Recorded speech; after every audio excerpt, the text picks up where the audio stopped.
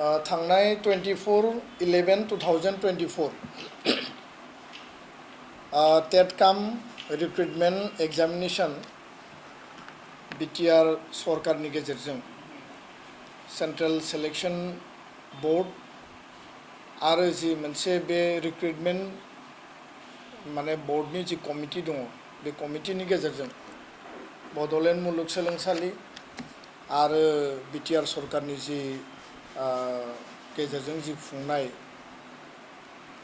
graduate माने teacher आरो post graduate टीचारनि total 1336 137 PGT आरो 1199 ग्रेजुएट टीचार मैया डायरेक्टर ऑफ एडुकेशन आरो सिलेक्शन कमिटिनि गेजेरजों फोसावनाय जि रिजाल्ट बे रिजाल्टखौ जोङो नुनो मोनदों दुलाराय बर' फरायसा आफाद दा जों बेखौ नोजोर बोदों आरो बे जि रिजाल्ट बे रिजाल्टखौ लानानै जिहेतु गोबां सम जोंनियाव टीचारनि क्राइसिस दंमोन जि गेपिं दंमोन जे गोबां हायर सेकेन्डारि स्कुलाव 10 जन 12 जन 7 6 जन बेयाव मिक्स मिडियाम बर' मिडियामबो दङ एसामिस मिडियाम दङ आरो सिंगल बर' मिडियाम स्कुलाव हाई स्कुलफ्राव गोबां भेकेन्सि पोस्ट दङ डेट भेकेन्सि आरो रिटायार्ड भेकेन्सि बेबायदि गोबां भेकेन्सि दङमोन दा प्राय 1400नि खाथि बे गोलाव समाव ग्रेजुएट टीचार आरो पोस्ट ग्रेजुएट टीचारनि रिक्रुटमेन्टआ जायाखैमोन जायनि थाखाय जोंनि जि टीचिं लार्निं जि प्रसेस क्वालिटी एडुकेशन लाबोनायनि बेलायाव दुलाराय बर' फरायसा आफादा आसाम सरकार आरो Btr काउन्सिलखौ जोङो जेब्लाबो नारसिनबोदों जोङो प्रेसार खालामबोदों आरो जेब्लायनो जोङो सोलोंथाइ मन्त्रि डक्टर रनज पेगुजों रायलायदों आसामनि गिबि मन्त्रि डक्टर हिमन्त बिश्व शर्माजों रायलायदों Btrनि चीफ प्रमद बर'जों रायलायदों जों अब्लानो स्कुलाव फोरोंगिरि थिसननायनि जि मेटार जि इशू बे दाबिखौ जोङो गोख्रोङै लाखिबोदों जाहाथे जोंनि बर' मिडियामनि स्कुलाव बा मिक्स मिडियाम स्कुलाव जोंनि क्लासरूमाव जाहाथे sufficient teacher subject wise teacher बा एसिस्टेंट टीचार आर्ट्स साइंस बा हिंदी टीचार बा लैंग्वेज टीचार क्लासिकल टीचारखौ जों मोननो हायो कारण साइंस आरो मैथ्स टीचार गैयिनि थाखाय जोंनि गोबां स्कुलाव साइंसनि स्टुडेन्टफ्रा डिप्राइभ जानो गोनां जादोंमोन आरो डिप्राइभ जानायनि जाहोनाव साइंस स्ट्रीम बा इंजिनियारिं आरो मेडिकल साइंस साबजेक्टनि सायाव बिसोरो जथेस्थ रिजाल्टआ गोबां समाव मेट्रिकआव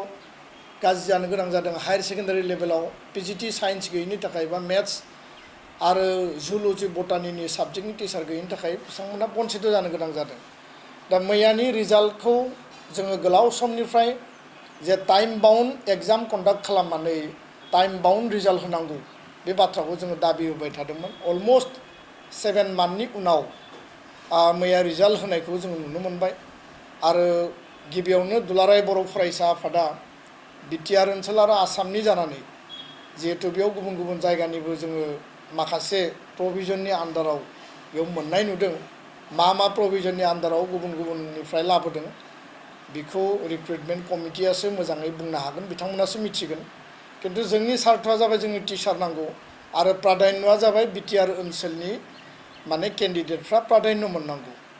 दा बेयाव जि रिजाल्ट फोसावबाय आरो दिनै जोङो मिथिदों मोनसे नटिसनि गेजेरजों फोसावदों दिनैनो एपइन्टमेन्ट लेटारखौ होनाय जागोन दुलाराय बर' फरायसा आफादा गिबियावनो बे एग्जाम कन्डाक्ट खालामनाय रिजाल्ट फोसावनाय आरो एपइन्टमेन्ट होनाय बे गासै प्रसेसखौ दुलाराय बर' फरायसा आफादा वेलकाम खालामदों जों बरायदों आरो बिनि थाखाय Btrनि चीफ मानगोनां प्रमद बर' बिथांखौ आरो बिथांनि सरकारखौ जों धन्यबाद बावदों दा बे लेभेलाव जाहाथे साफ्रोमबो बेयाव सेलेक्शन लिस्टआव जायफ्रा फैबाय बिथांमोना प्रपारलि जयनिं खालामनानै क्वालिटी एडुकेशन लाबोनायनि बेलायाव गासैबो निउ टीचार बिथांमोननियाव BA डिग्री दङ बा एक्सपिरियेन्स माखासे टीचारफोर दङ बिथांमोना जाहाथे बर' मिडियामाव बा जोंनि एन्टायार जिखिनि मिडियामाव फरायसा फरायसुलिया फरायो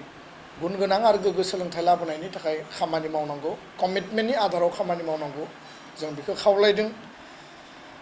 बे रिजाल्ट ओंखारनायनि उनाव माखासे ग्रिभेन्सेसफोर जोंनि दुलाराय बर' फरायसा आफादनि जिल्ला आनसलिक आरो इभेन मिरु लेभेलसिम गोबां टेलिफनिक आरो रिटेन माखासे ग्रिभेन्सेसफोर फैदों आरो बेयाव मोनसे मेनसनबो दंखायो जे डाइरेक्टर अफ इडुकेसना बिटिआरनि 7 डेजनि गेजेराव जायफोरा ग्रिभेन्सेसफोर दङ बायदिसिना कमप्लेन आरो अबजेक्सनफोर दङ बिथांमोना रिटेन गावसोरनि कमप्लेनखौ साबमिसन खालामनो हागोन होननानै बेयाव होदों आं बेखौनो खावलायो जे गोबाङा जोंनिसिम कमप्लेन हरदों जे जोंनि जिखिनि माने एन्सार कि आरो बिथांमोना एन्सार खालामनाय बिनि गेजेराव बिथांमोननि मार्क्सआ माने बांसिन किन्तु काट अफ मार्क्सआ खमानो बेयाव सिखारदों दा मा जाहोननि थाखाय बेबायदि जादों ग्रिभेन्सेसआ थागोन कमप्लेनाबो थागोन आल्टिमेटलि बिनि माने प्रेक्टिकेल माने बेयाव मा रिजाल्ट दङ बेखौ स्क्रुटिनि कमिटि बा बे सेलेक्सन कमिटियासो बेखौ मोजाङै बुंनो हागोन दा बेखायनो जायनियाव बेबायदि ग्रिभेन्सेसफोर दङ बे ग्रिभेन्सेसफोरखौ एड्रेस आरो रिड्रेस खालामनानै ट्रान्सपारेन्ट फ्रि एन्ड फेयार जाहाथे बेयाव खुनु सन्देह थायाबासिनो जोङो साफ्रोमबो केन्डिडेटनो बा रायजो राजानो मोनसे बिसास आरो आस्था होनो हायो बेखौ नोजोर बोनानै आङो काउन्सिल सरकार आरो डाइरेक्टर अफ इडुकेसन सिलेक्सन कमिटिखौ खामानि मावनो थाखाय आं खावलायगोन आरो बेबायदि कमप्लेनखौ जायफोरा होदों बे कमप्लेनफ्रा जेनुइन आरो जास्टिफाइड जानांगौ ओरैनो बुंनायनि नामाव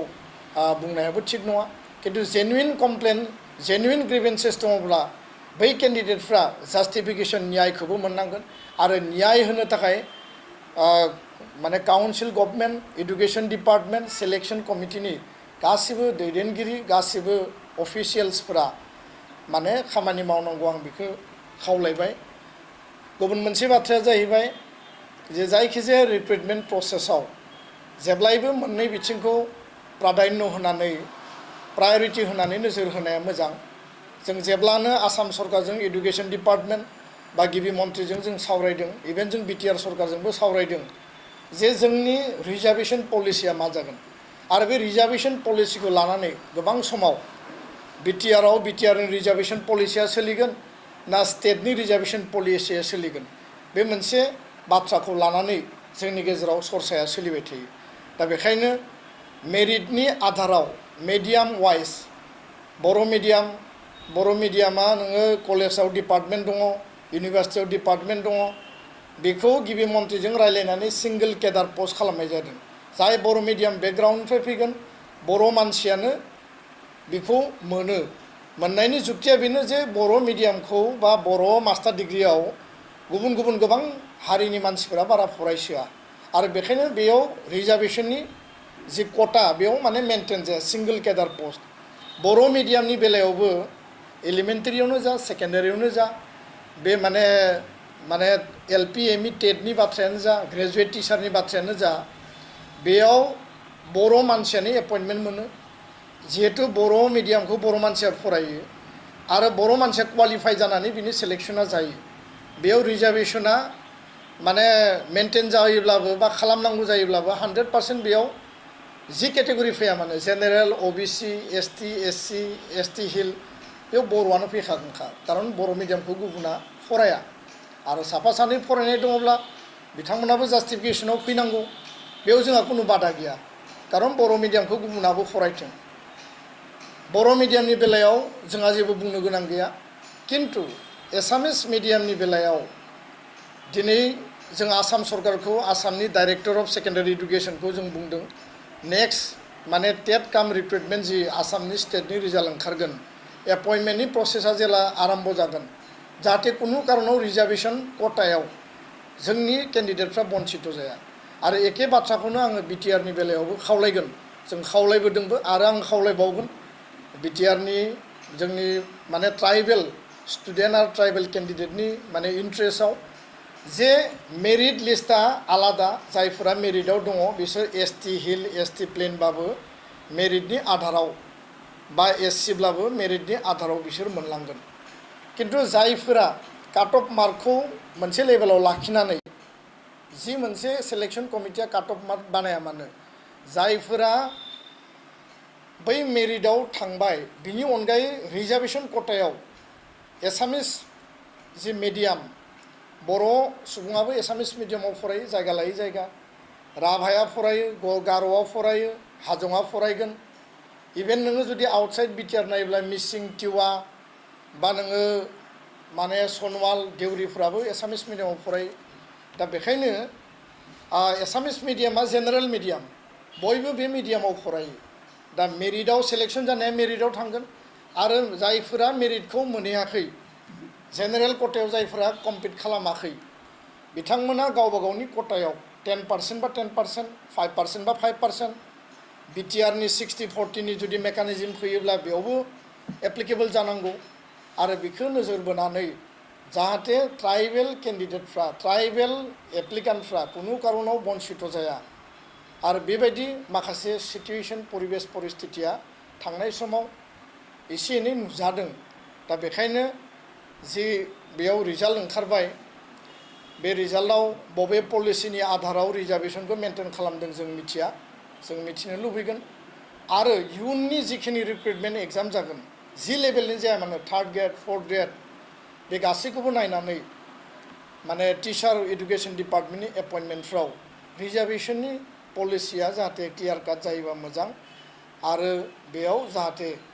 एसटि केन्डिडेटफ्रा बन्सित जानो गोनां जाया जायफोरा गुबुन गुबुन मिडियामाव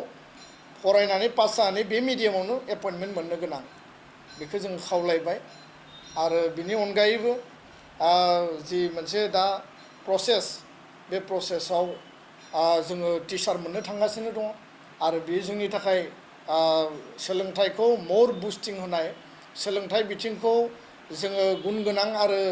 माने हिउमेन रिसोर्स दानायनि बेलायाव जि एपइन्टमेन्टआ जागोन बे एपइन्टमेन्टआव टिचारफोरा जायफोर गोदान माने निउलि रिक्रुट जागोन बिथांमोनखौ आं बेस्ट उइसेस होदों आरो कमिटमेन्टनि आधाराव समाज सेवा आरो सोलोंथाइखौ मोनसे माने प्रायरिटि एजेन्डा लानानै जाहाथे स्टुडेन्टफोरखौ फोरोंनायनि बेलायाव बिथांमोनजों थाफानानै जोंनि ओनसोलखौ जौगानायनि बेलायाव हिउमेन रिसोर्स दानायनि बेलायाव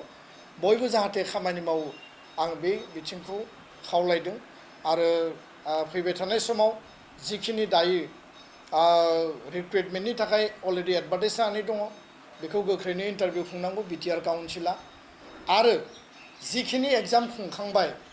सेन्ट्रेल सिलेक्शन बर्डआनो जा बा इउनिभार्सिटिनि गेजेरजोंनो जा जि डिपार्टमेन्टआव जि एग्जाम अलरेडि कन्डाक्ट जाबाय बेनि रिजाल्टखौ गोख्रैनो होनांगौ आरो जोंहा मोनसे दाबि मोनसे आपिलबो दङ जे गोलाव सम आन्दलनाव सोमावसारनायनि टाइमाव मुंख्लं नखरफोर बा आन्दलननि भिक्टिम परियाल माने मार्टियार परियाल आरो आन्दलननि भिक्टिम परियाल बेबायदि भिक्टिम परियालनि जास्टिफिकेशननि थाखायबो बिटिआर काउन्सिला इनिसिएटिभ लानांगौ रेजोलिउसन लानांगौ बिथांमोननि इसिआवनो जा बिथांमोननि एसेम्ब्लियावनो जा जों बेखौ खावलायगोन आसाम सरकारा एनडिबिनि थाखाय स्पेसियेलि 2% माने आसाम पुलिस रिक्रुटमेन्टआव कोटा लाखिदों आरो जोंबो हास्थायगोन आरो प्रमद बर' मानगोनां बिटिआरनि चिफ बिथांजों जों सावरायगोन जे 35 इयार्सनि एबसु बिएलटि एनडिबिनि बे आन्दलननि उनाव जोङो 6 सिडुल मोनदों बे आन्दलनाव जायफोर मार्टियार परियाल जायफोर भिक्टिम परियाल बिथांमोननि परियालखौ साख्रि बाख्रि होनायनि गेजेरजों